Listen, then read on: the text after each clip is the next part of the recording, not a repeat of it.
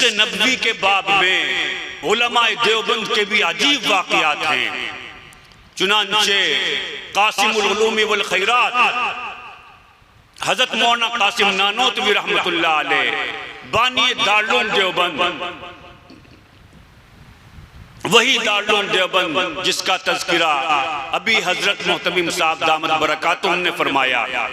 और मुर्शिदी व मौलाई महबूबुल उलमा व सुलहा वल अतिया हजरत मौलाना पीर फकीर जुल्फ़कार नक्शबंदी जब दारुल देवबंद के अंदर तशरीफ लाए, आपने एहतमाम में बयान फरमाया।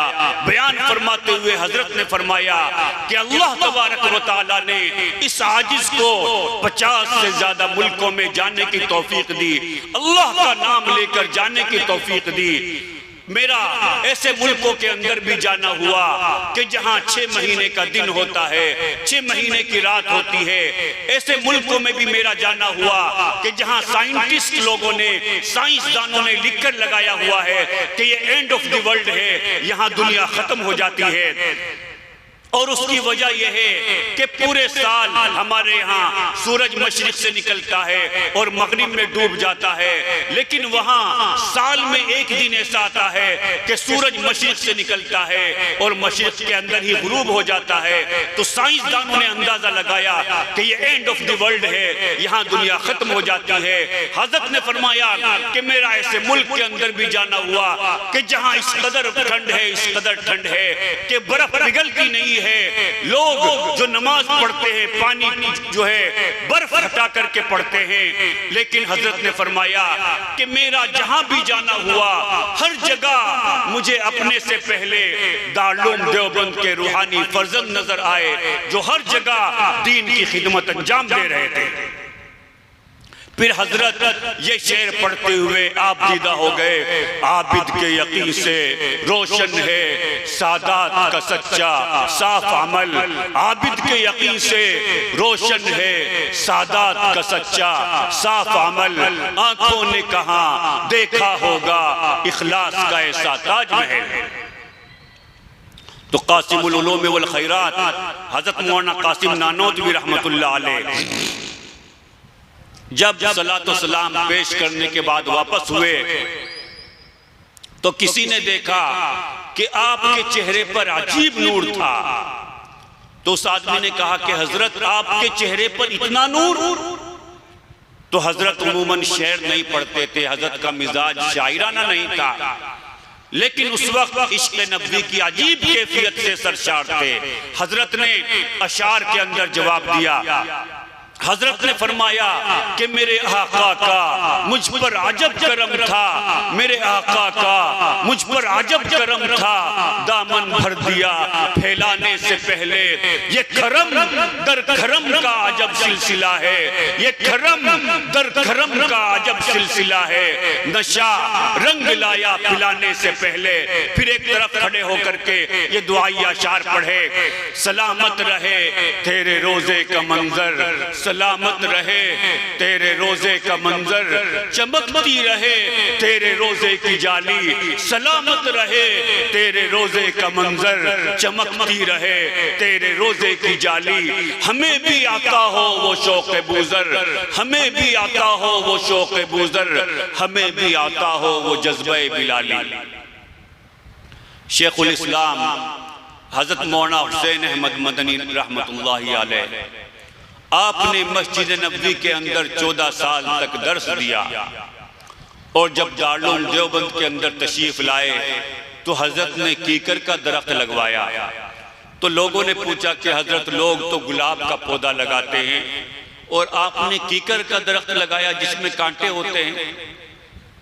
तो हजरत ने फरमाया कि मेरे जहन में यह आयत आई कि अल्लाह तबारक व तआला ने कुरान करीम के अंदर इरशाद फरमाया, लक़द रज़ियल्लाहु अनिल मुमिनीन इज़ युबाय्यूनका तहत शजरा, कि अल्लाह तबारक व तआला मोमिनीन से राजी हो गया जब उन्होंने आपसे दरख्त के नीचे बैत की जिसका नाम बैत रिज़वान है। तो उस दरख्त वो दरख्त कीकर का दरख्त था, इसलिए मैंने बेआते रिजवान की याद में कीकर का दरख्त लगवाया। चुनांचे जब इश्क़ नबी की हालत थी तो हजरत मौलाना हुसैन अहमद मदनी देवबंद के अंदर पैदा हुए। ज्यादातर जो है आपका अरसा हिंदुस्तान के अंदर पैदा हुए और आपका ज्यादा अरसा हिंदुस्तान में गुजरा, लेकिन 14 साल मक्के में आपने दर्श दिया, उसके अलावा भी जाना होता रहा, लेकिन अक्सर हिस्सा हिंदुस्तान के अंदर गुजरा। लेकिन सारी दुनिया के लोग हजरत को शेखुल इस्लाम हजरत मौलाना हुसैन अहमद मदनी के नाम से जानते हैं, और यही निस्बत उनकी औलाद में भी चली और इंशाअल्लाह क़यामत तक चलेगी। तो मेरे मोहतरम भाइयों, ये नबी करीम सल्लल्लाहु अलैहि वसल्लम का पहला हक है। और दूसरा हक नबी करीम सल्लल्लाहु अलैहि वसल्लम का ये है कि आपकी इज्जत की जाए, आपकी तौकीर की जाए, आपकी आजमत और बड़ाई हमारे दिल के अंदर हो। चुनांचे सहाबे किराम का क्या कहना कि एक मर्तबा नबी करीम सल्लल्लाहु अलैहि वसल्लम मिंबर पर जलवा अफरोज हुए। जुमे का वक्त खुतबा देने के लिए मिंबर पर तशरीफ लाए तो आपने देखा कि एक सहाबी नफिल या सुन्नत पढ़ने के लिए खड़े हो गए, तो आपने इरशाद फरमाया कि बैठ जाओ, इसलिए कि जब इमाम खुतबा देने के लिए मिंबर पर तशरीफ ले आए तो फिर सुन्नत या नवाफिल नहीं पढ़ने चाहिए। तो आपने उनको फरमाया कि बैठ जाइए। उसी वक्त इत्तिफाक से उस दिन हजरत अब्दुल्लाह इब्न मसूद रज़ी अल्लाह ताला अन्हु को देर हो गई आने में, और आप मस्जिद नबवी की सीढ़ियों तक पहुंचे थे और आपके कान में आवाज आई कि हुजूर ने फरमाया बैठ जाइए। तो आप वहीं बैठ गए, जूतों में बैठ गए, ये भी नहीं सोचा कि आपका ये हुक्म मेरे लिए नहीं था, ये तो मस्जिद से के अंदर वालों के लिए था। आप सल्लल्लाहु अलैहि वसल्लम की कुछ देर के बाद निगाह पड़ी तो आपने फरमाया कि अब्दुल्ला अंदर आइए, मैंने आपसे नहीं कहा था। ये आप सल्लल्लाहु अलैहि वसल्लम का दूसरा हक है। और आप सल्लल्लाहु अलैहि वसल्लम का तीसरा हक ये है कि आपका इत्तिबा किया जाए। हर काम करने से पहले ये देखा जाए कि अल्लाह का हुक्म क्या है, नबी करीम सल्लल्लाहु अलैहि वसल्लम की सुन्नत क्या है। खास तौर से शादी ब्याह के मौके पर हम अपने सब रिश्तेदारों को राजी कर लेते हैं, जो नाराज होता है उसको भी किसी तरह मना लेते हैं, लेकिन हम इस बात की तरफ बिल्कुल तवज्जो नहीं देते कि जो शादी हमारी हो रही है, जिस तरीके से हमारी शादी हो रही है, क्या इस तरीके से अल्लाह और रसूल भी खुश हो जाएंगे या नहीं। जिनको अल्लाह तबारक व तआला ने पैसा दिया है वो शोबाजी करने में, दिखावा करने में पीछे नहीं रहते, जबकि नबी करीम सल्लल्लाहु अलैहि वसल्लम ने इरशाद फरमाया आदमुन निकाह बरकतन ऐसरुहु मऊनतन, कि सबसे ज्यादा बरकत उस निकाह में होती है जिसमें कम से कम खर्च होता है।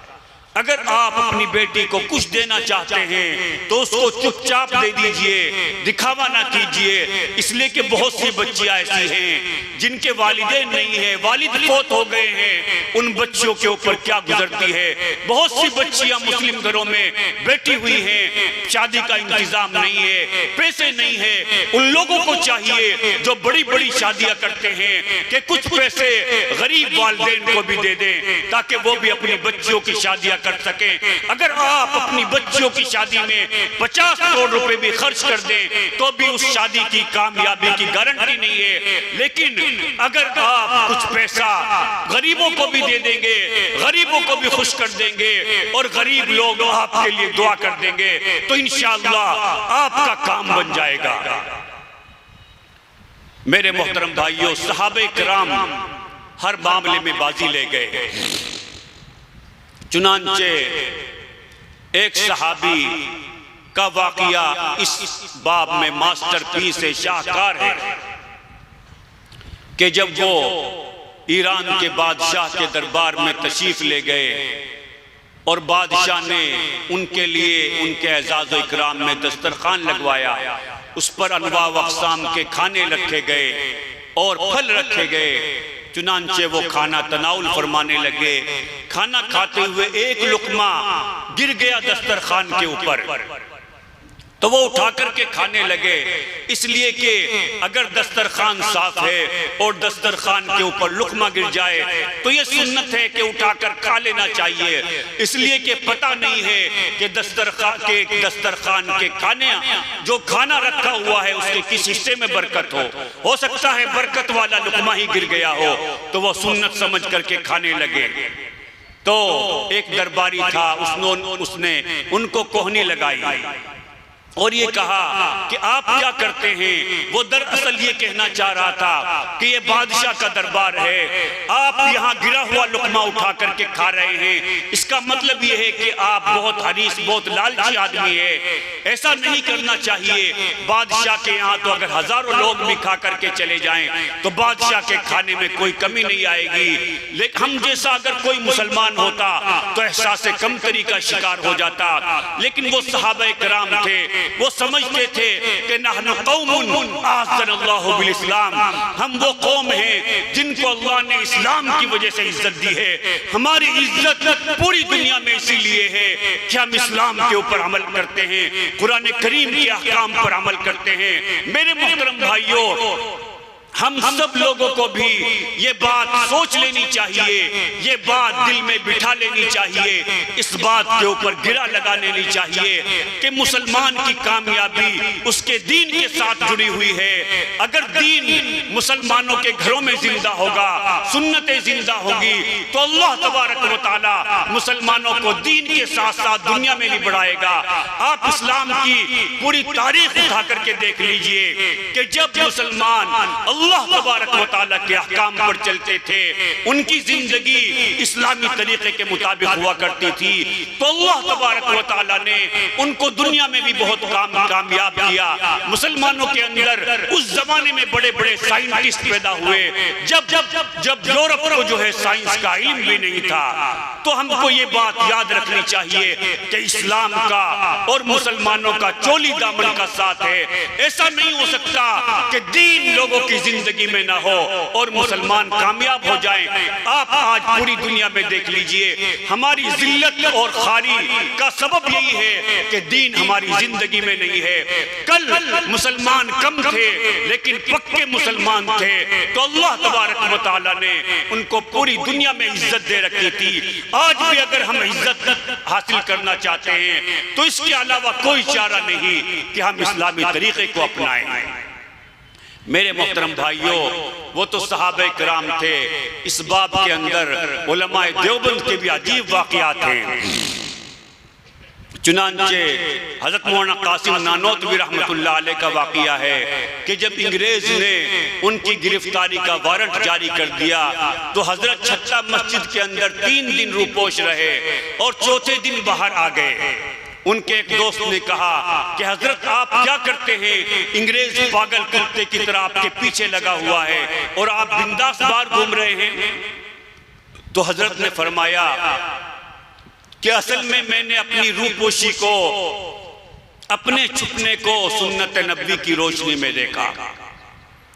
चुनांचे मुझे नजर आया कि जब नबी करीम सल्लल्लाहु अलैहि वसल्लम मक्का मुअज़्ज़मा ज़ादहल्लाहु शरफ़न से मदीना मुनव्वरा ज़ादहल्लाहु शरफ़न व अज़्मा की तरफ हिजरत कर रहे थे, तो नबी करीम सल्लल्लाहु अलैहि वसल्लम ने गारे सोर के अंदर 3 दिन क़याम फरमाया।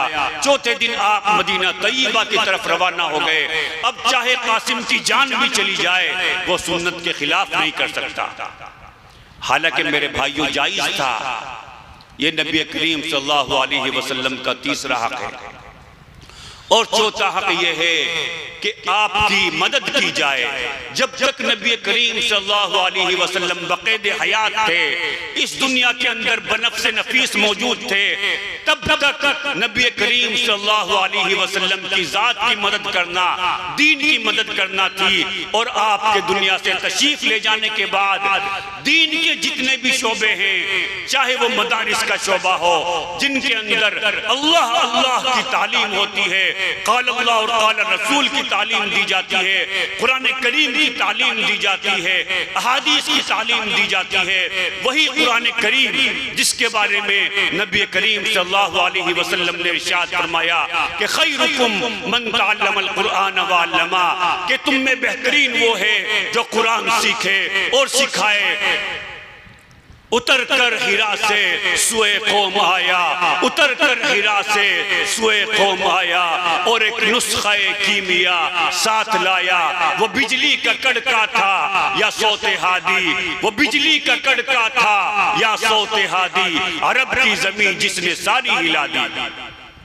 और मेरे मोहतरम भाइयों, ये इस इदारे जामिया इस्लामिया अरशदुल उलूम और हम सब लोगों के लिए फख्र की बात है कि यहाँ अल्हम्दुलिल्लाह आज यहाँ कई बच्चे हाफिज भी बने हैं, जिनके बारे में नबी करीम सल्लल्लाहु अलैहि वसल्लम ने इरशाद फरमाया कि हाफिज कुरान के वालिदैन को क़यामत के दिन ऐसा ताज पहनाया जाएगा जिसकी रोशनी इस सूरज की रोशनी में भी ज्यादा होगी। अगर वो किसी के आंगन में उतर जाए, ये सूरज इतना दूर होने के बावजूद पूरी दुनिया को रोशन कर देता है। अगर ये किसी के घर में उतर जाए तो किस कदर रोशनी होगी, लेकिन उससे ज्यादा रोशनी उस ताज के अंदर होगी जिसको अल्लाह तबारक व तआला हाफिज कुरान के वालिदैन को पहनाएगा।